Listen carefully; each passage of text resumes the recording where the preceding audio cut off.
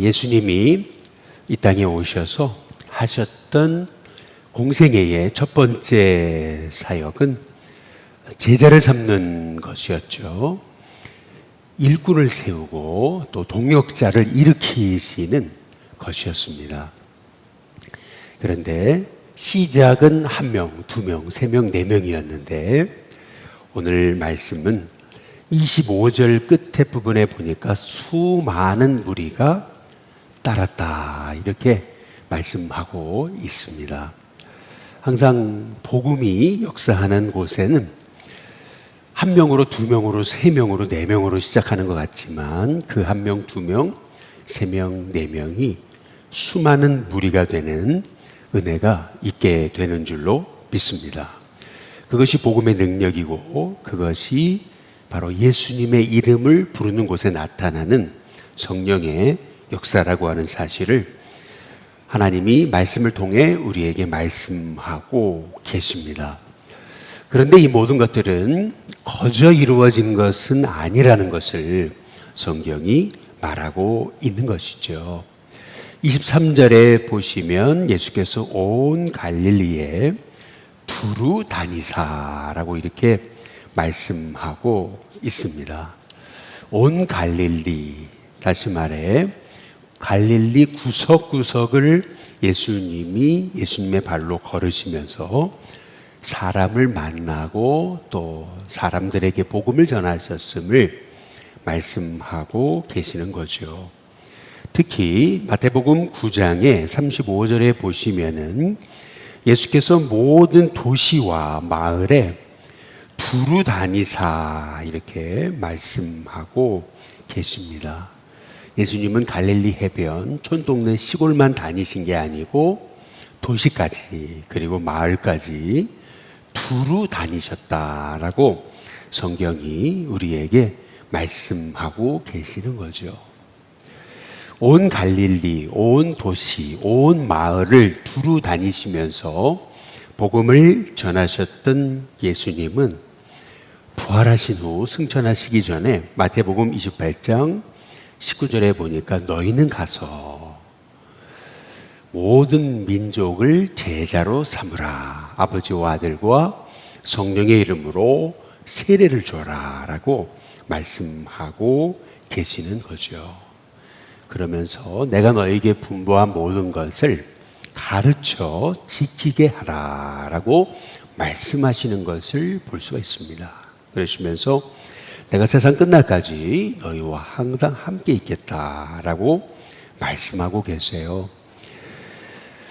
놀라운 것은 예수님이 일꾼을 세우고 제자를 세우고 인물을 세우고 하셨던 일이 온 갈릴리를 두루 다니셨던 거고 복음을 전하셨던 거고 그리고 천국 복음의 말씀을 가르치신 것을 알 수가 있습니다. 천국 복음 하나님의 말씀을 가르치셨던 예수님이 승천하시기 전에 제자들을 다 불러 모아놓고 그들 중에는 아직도 의심하는 자가 있었거든요. 그런데 그들에게 너희는 가라, 세례를 베풀어야 된다. 그리고 가르쳐서 그들로 하여금 그 복음을 지켜 살도록 만들어야 된다. 또 다른 제자를 만들어야 된다. 예수님께서 말씀하셨던 것을 볼 수가 있습니다. 우리는 이 예수님의 모습을 통해서 우리 교회가 해야 될 일, 또 성도가 해야 될 일, 또 주님의 종들이 해야 될 일은 뭘까? 그것은 가서 복음 전하는 것이고 그리고 그 복음의 말씀을 가르쳐서 지키게 하는 것임을 우리가 깨닫게 되는 거죠. 1명, 2명, 3명, 4명이었던 제자가 수많은 무리가 되는 거거든요. 그런데 그게 거저 이루어진 것이 아니다. 우리 예수님도 오는 사람 기다리고 있지 않았다라고 말씀하고 언제 계시는 거죠. 가끔 우리 목사님들이나 또 동료 목회자들을 만나게 되면은 입지 좋은 곳에서 목회하는 귀한 분들을 보면은 우리는 전도 안 해도 그냥 사람이 몰려와 이제 이렇게 말씀하고 있는 거죠. 지난 화요일 날에도 어느 분을 만나는데 그곳은 아주 그냥 어장이 딱 갇힌 어장이라는 거예요. 딴 데 갈 데가 없다는 거예요. 교회가 하나밖에 없다는 거죠. 거기에 수많은 사람이 몰려온다는 거예요. 전도할 필요 없다, 이런 얘기를 하는 거죠. 그러나 우리가 오늘 여기 마태복음 4장 23절에서 보여주시는 예수님의 모습은, 예수님은 공생일을 시작하시고 제자들을 세우신 다음에 그들과 함께 온 갈릴리를 두루 다니시면서 천국 복음을 전하신 거다라고 하는 것을 성경이 말하고 있는 것입니다. 뿐만 아니라 예수님이 승천하시기 직전에도 하셨던 말씀은 똑같은 거예요. 너희는 가야 된다. 모든 민족을 제자로 삼아야 된다. 그리고 아버지와 아들과 성령의 이름으로 세례를 줘야 된다. 그리고 내가 너에게 분부한 모든 것을 가르쳐서 지키게 해야 된다. 예수님은 시작과 끝이 똑같으셨습니다. 예수님은 이 땅에 오셔서 복음 전하시고 가르치셨던 삶을 승천하시면서 제자들이 똑같이 이어가기를 원하셨던 것을 우리가 볼 수가 있는 것이죠. 바로 이것이 제자의 삶이고, 이것이 바로 그리스도의 몸이 된 예수님의 손과 발이 돼야 될 교회의 사명임을 예수님은 우리에게 분명하게 가르쳐 주셨던 것이죠. 우리 일신교회가 주님이 원하시는 바로 그 교회, 주님이 말씀하셨던 바로 그 교회, 주님이 기뻐하시는 일을 감당하는 바로 그 교회가 될 수 있기를 주님의 이름으로 축복합니다. 오늘 여기 말씀에, 그런데 우리 예수님이 이 땅에 오셔서 온 갈릴리를 두루 다니시면서 만나셨던 사람이 누군가 이렇게 보니까, 먼저는 어부들이었잖아요.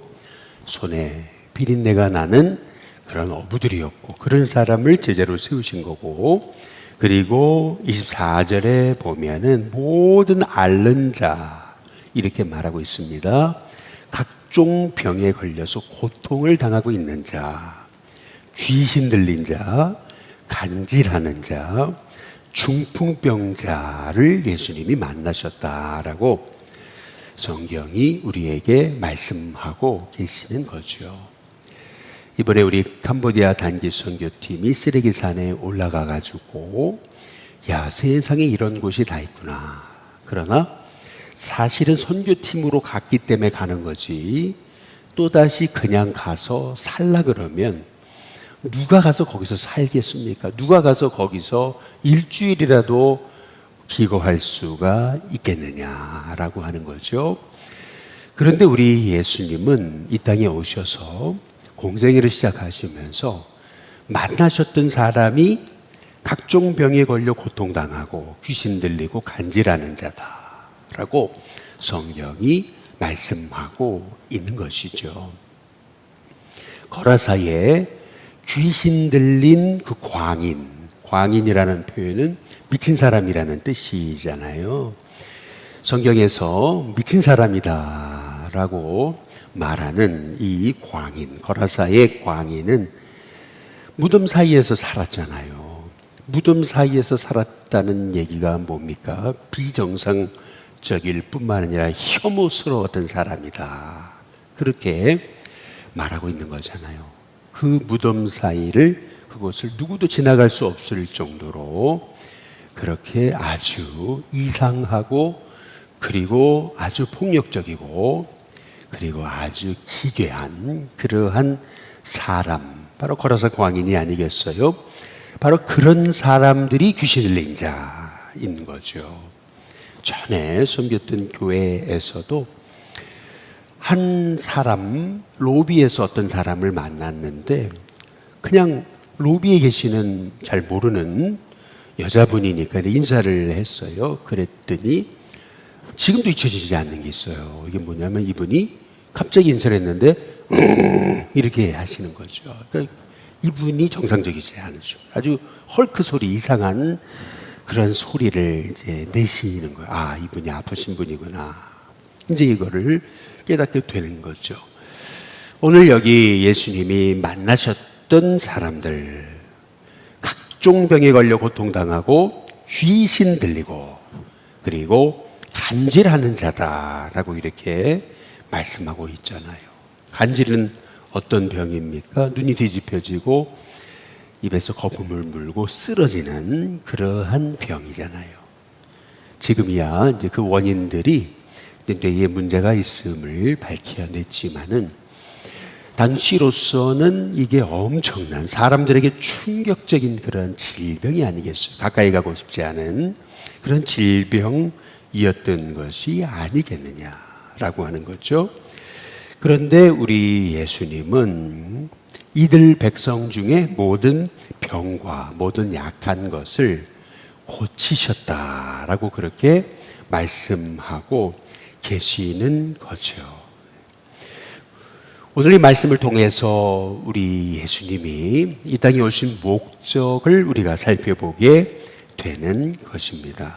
마태복음 8장 17절에 보면은 우리의 연약한 것을 친히 담당하고 라고 말씀하고 계세요. 그리고 병을 짊어지셨다라고 그렇게 말씀하고 계시는 거죠. 예수님이 오신 목적, 그것은 뭔가를 보여주는 것이 아니에요. 내가 이 귀신 쫓아낼 수 있다.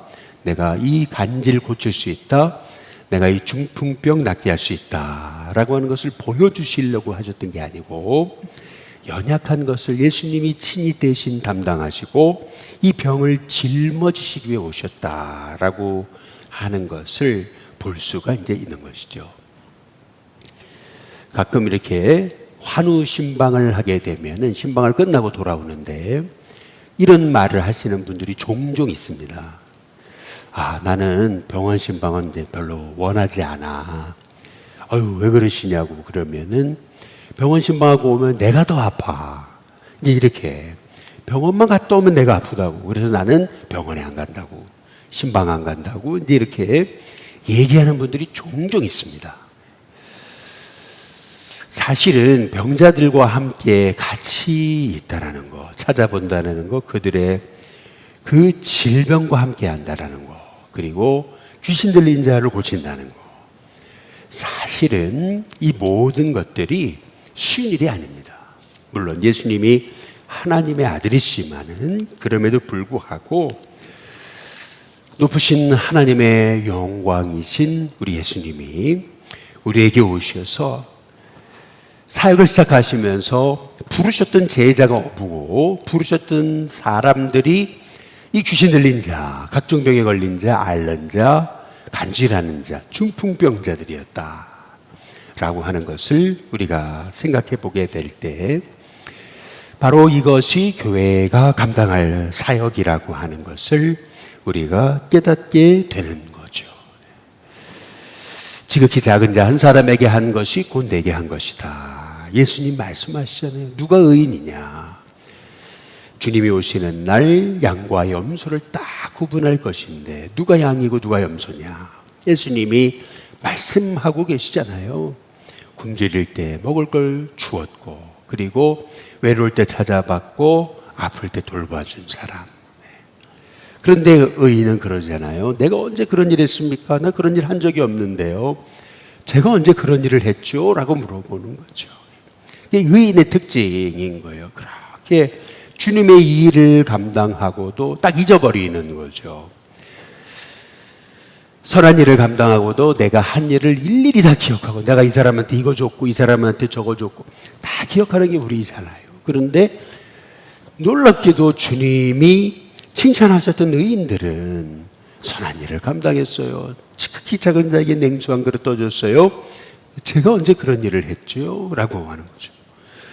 여기서 우리가 보게 되는 것은 뭐냐 하면은 이것이 바로 예수님이 하신 일이라는 것을 말씀하고 계시는 겁니다. 이 지극히 작은 자 하나에게 한 것이 내게 한 것이다.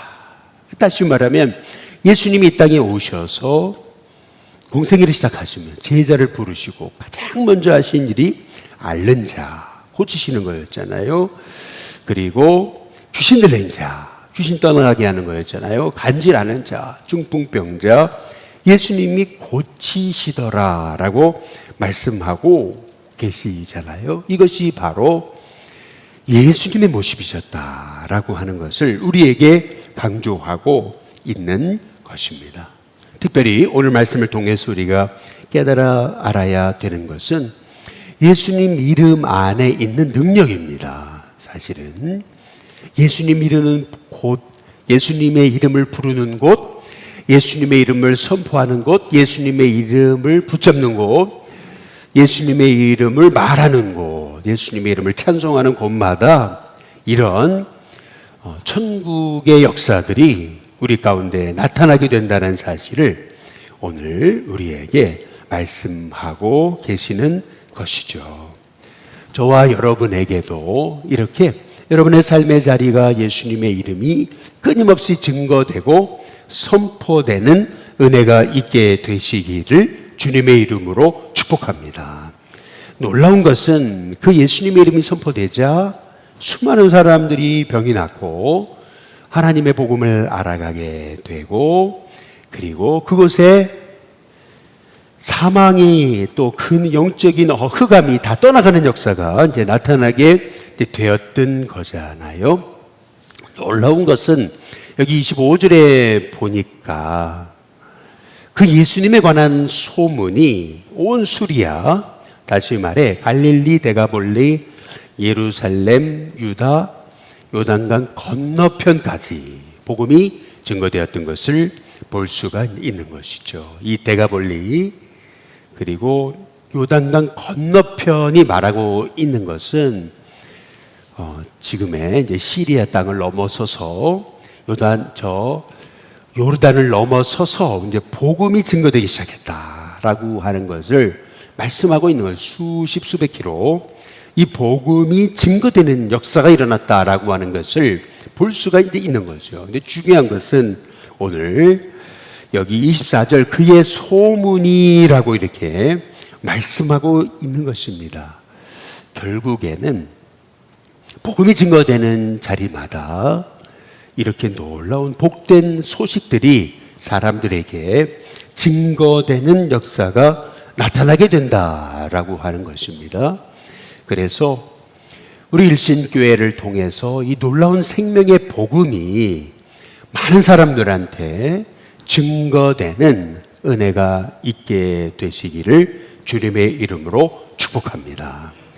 어떤 분을 만났는데 우리 교인 한 분이 그런 얘기를 하셔요. 모르는 분인데 이제 전철에서 이제 만났나 봐요.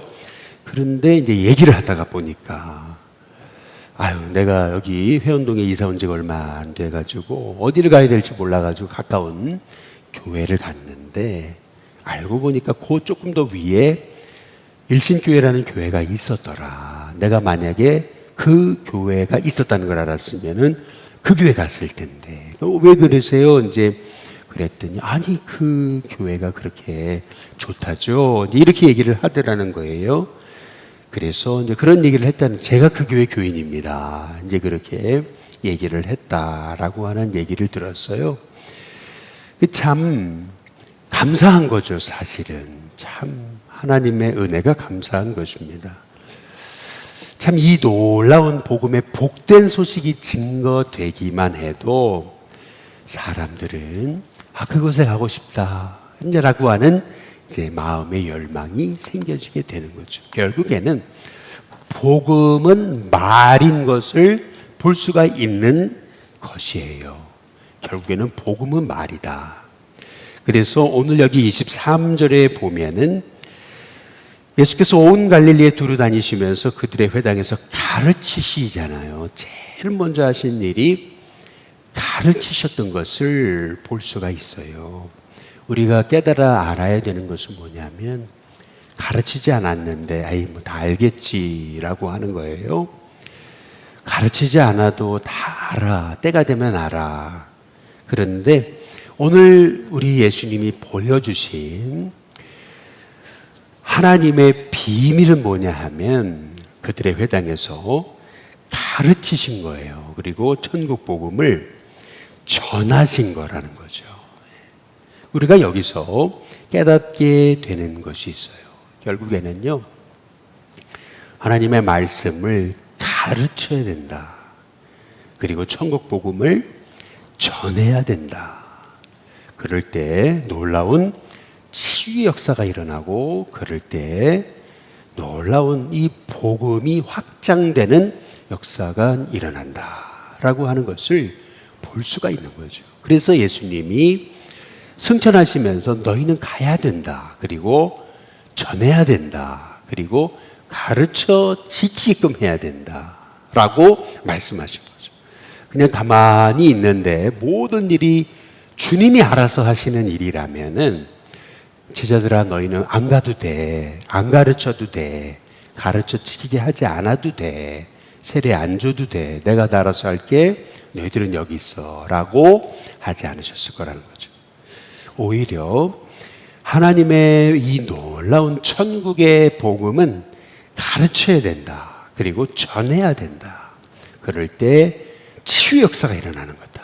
라고 하는 것을 말씀하시면서 오늘 24절에 그의 소문이라고 이렇게 말씀하고 있는 거잖아요.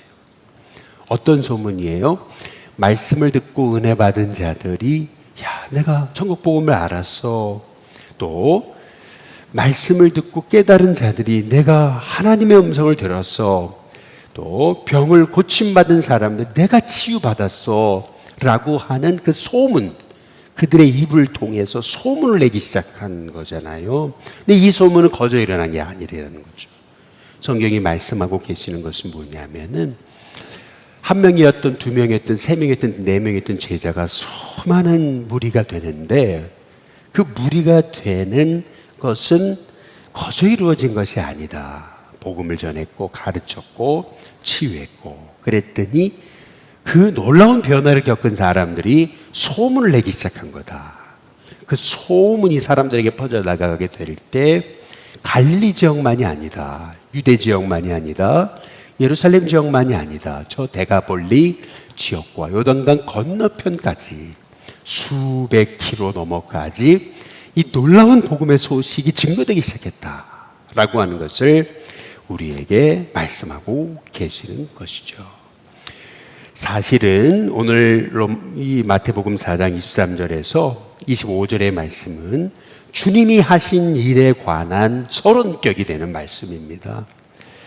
예수님이 회당에서 가르치셨잖아요. 그래서 마태복음 5장에서 보시면 산상수훈, 예수님이 가르치셨던 천국 복음에 관한 말씀이 나오는 거예요. 그리고 나서 5장, 6장, 7장이 끝나고 8장부터 시작해서 예수님이 산에서 내려오셔서 하셨던 일이 치유하시는 일이셨던 거예요. 그리고 마태복음 13장에 넘어가시면은 예수님이 가르쳤던 게 바로 천국 비유, 천국에 관한, 복음에 관한 그런 말씀이셨던 것을 성경이 말씀하고 계시는 거죠. 사실은 오늘 여기 마태복음 4장에 23절에 25절은 예수님이 하셨던 일의 서론입니다.